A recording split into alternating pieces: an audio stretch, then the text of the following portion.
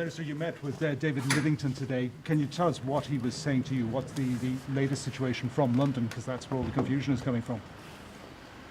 Well, look, I mean, we're awaiting clarity from London, and that may or may not come in the form of a letter from the British Prime Minister. We'll have to wait and see.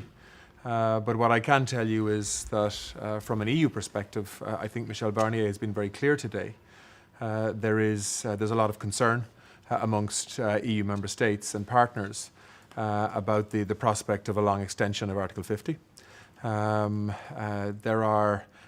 extension brings risks with it, obviously through a European election cycle, the establishment of a new commission, and the EU is dealing with a lot of things at the moment. And so the disruptive effect of Brexit for another 9 months or another whatever period of time is something that I think people will need convincing on. And what I mean by that is if there's going to be a request for a long extension of Article 50 by the UK, well, then there will need to be a very persuasive plan to go with that, to explain why that's needed and how they will use the time to conclude the outstanding issues that haven't been able to be agreed in London in the context of the Brexit process.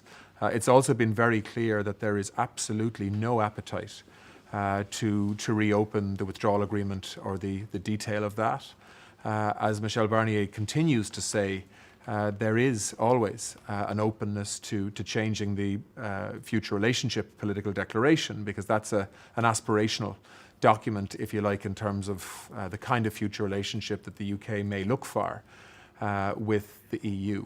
But certainly, I think that EU leaders will await clarity from the British government in terms of what they're actually asking for.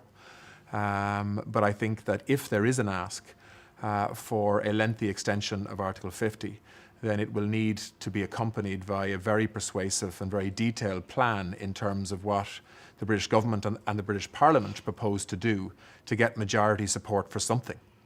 Because the one thing that I think is very clear is that the EU do not want to grant an extension on request from the UK that brings us back to the same point that we're at today in 3 months, 6 months, 9 months' time, having wasted a lot more time. So, I think that message is very clear today, and it's up to the British government now to respond to that. Paddy Smith. The level of demand certainly being made by Michel Barnier was that we are going to have to see a change in the political process or specific events mentioned by the British in order to persuade the leaders. Are you on? I mean, we're talking about a major change in British policy and strategy.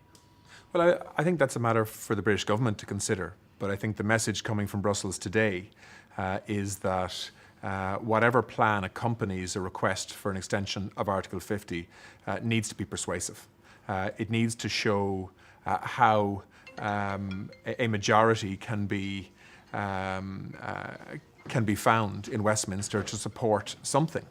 And that hasn't been possible to date. We know that the British Parliament has voted against a lot of things, but hasn't voted for anything in the context of how the UK leaves the European Union in a way that's consistent with the withdrawal agreement that's been agreed. So, I don't think we should be prescriptive. That is a matter for the British government.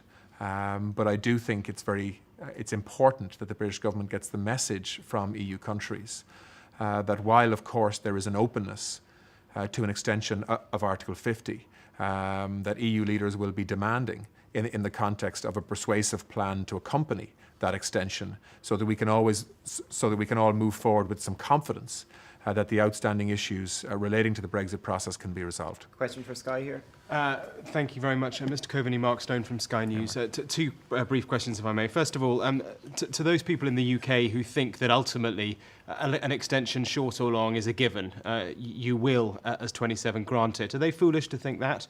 And my second question, there is a suggestion that Mrs May is going to ask for both a long and a short extension, either a short one that can then be extended if need be, or a long one with a break clause in it. What are your thoughts on that? Well, I mean, look, I think the EU will be quite demanding in terms of looking for a lot more certainty I don't think there's any appetite amongst EU leaders to simply kick this can down the road because it hasn't been possible to coalesce a majority in Westminster to support the current arrangements.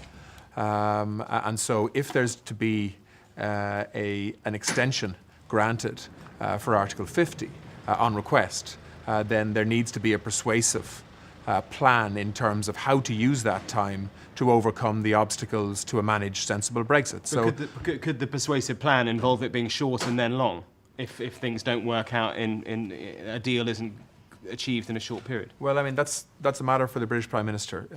But I think David Lidington was here today for good reason.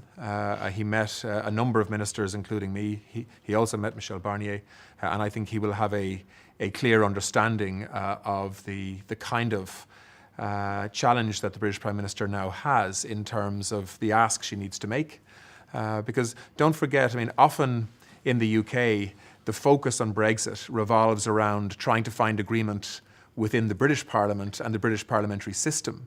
There are so many other countries that are impacted by Brexit too, and the disruptive effect of another 9 months of this process for the European Union as a whole is something that people are very concerned about. There is a willingness, I think, to agree with the British government to an extension, but I do think that EU leaders will be demanding to actually have a detailed plan of action that's credible, that can help us get over the blockage in Westminster right now, and I don't think that's an unreasonable request. Guys, we And gotta just an go- answer to we my gotta first go- question we gotta about go. whether you think that people are foolish to assume that ultimately you will grant an extension. This is all just politicking around. No, well, look, I mean, nobody wants a no-deal Brexit. It's a lose for everybody, in particular the UK and Ireland, but also many other EU countries as well.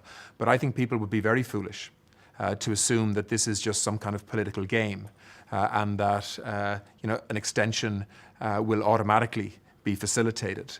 I do think that EU leaders will be demanding, and understandably so, because this is disruptive for everybody. They will want to know if there is an extension of Article 50, that time will be used to implement a new plan of action, potentially a new approach that can help a British Parliament to get beyond the impasse that is currently preventing agreement. Okay, guys, we've got to go. One final question. Are any Go. member states actually willing to reject the request for an extension if they're not fully persuaded of the usefulness of it, as Mr. Barnier said? Are they willing to actually say no? Well, I mean, as you know, the extension of Article 50 requires unanimous agreement from all member states. But I think you will have a collective approach, as you've had through Brexit for the last 3 years.